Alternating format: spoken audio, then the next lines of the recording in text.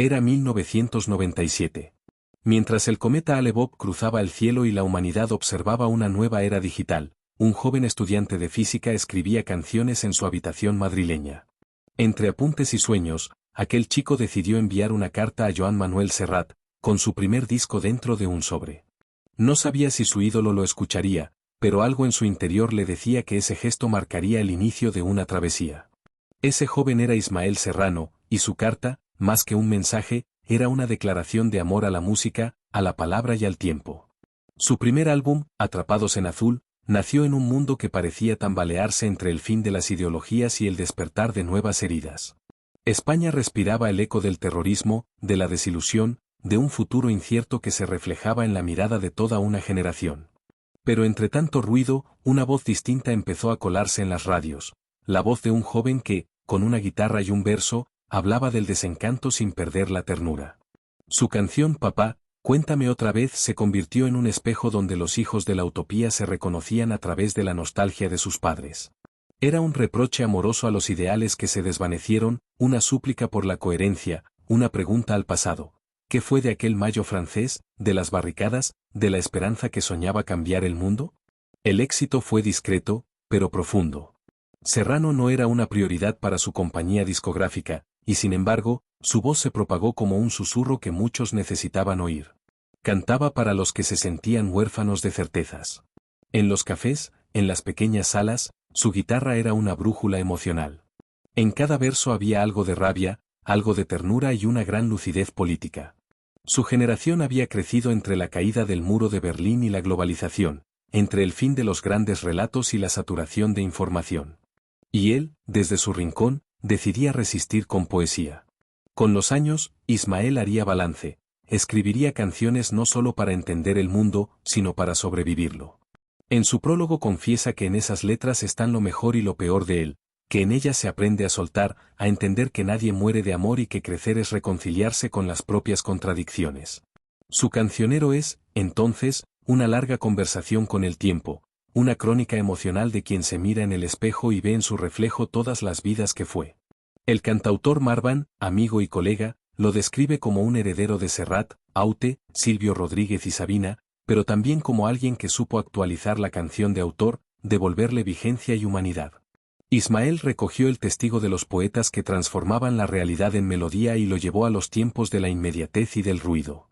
En una era donde todo se vuelve fugaz, sus canciones son refugio, memoria y resistencia.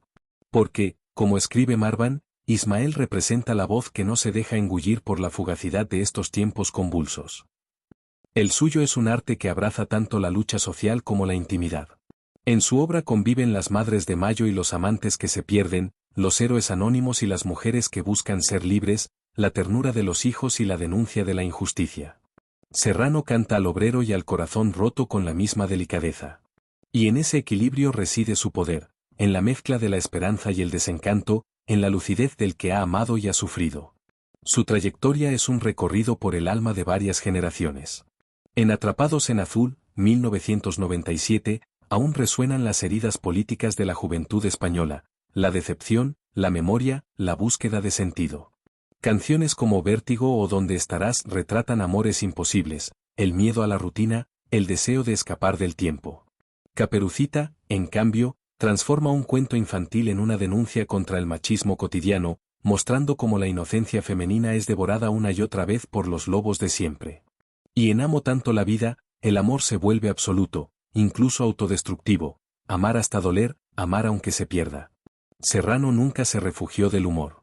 En temas como Yo quiero ser muy promiscuo ridiculiza la hipocresía moral de su época, burlándose del puritanismo universitario y de los falsos guardianes de la virtud.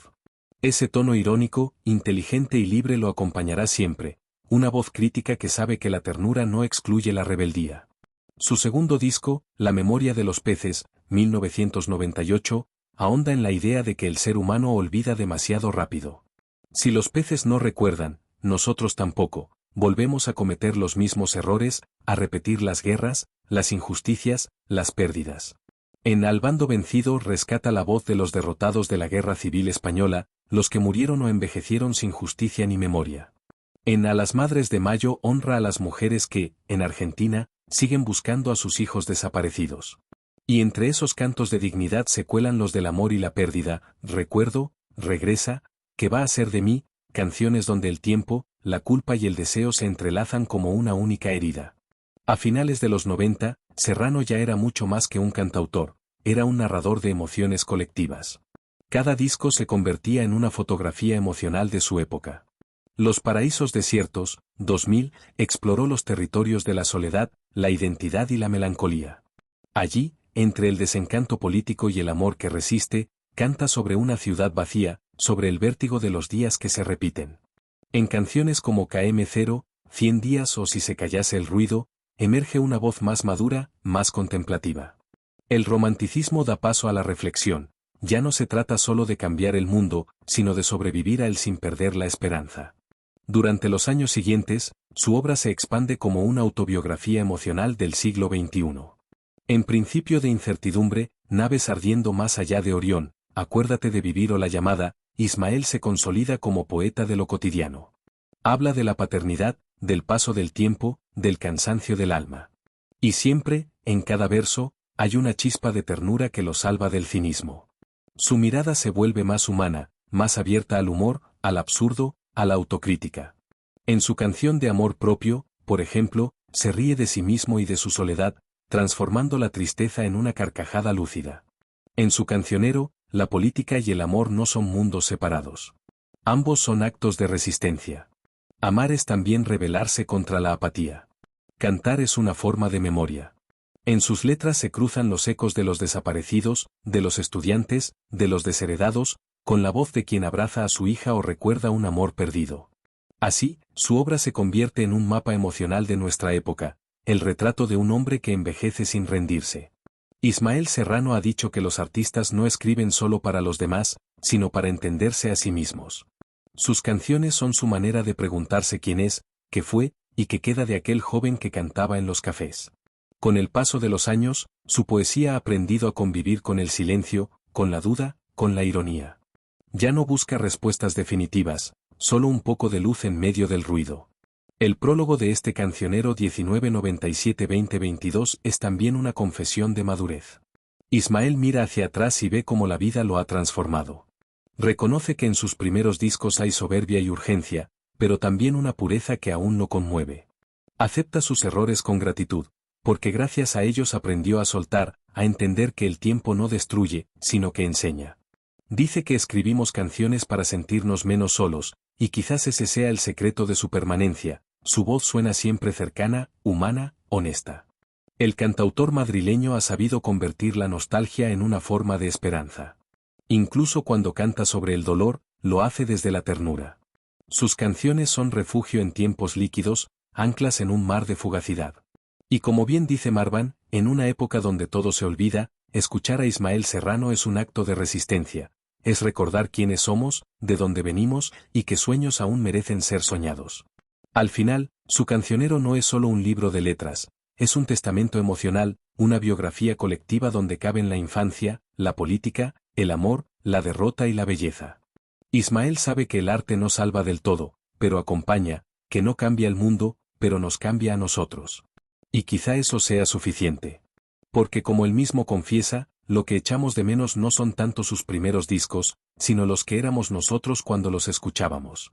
Y esa es la verdadera magia de su obra, que cada canción, al sonar, nos devuelve un pedazo de lo que fuimos.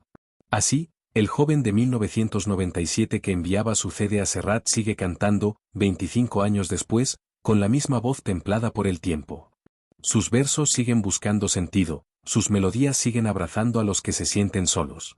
Y mientras haya quien escuche, Ismael Serrano seguirá recordándonos que crecer no es rendirse, que amar sigue siendo un acto revolucionario, y que cantar, aunque duela, es la forma más humana de resistir al olvido.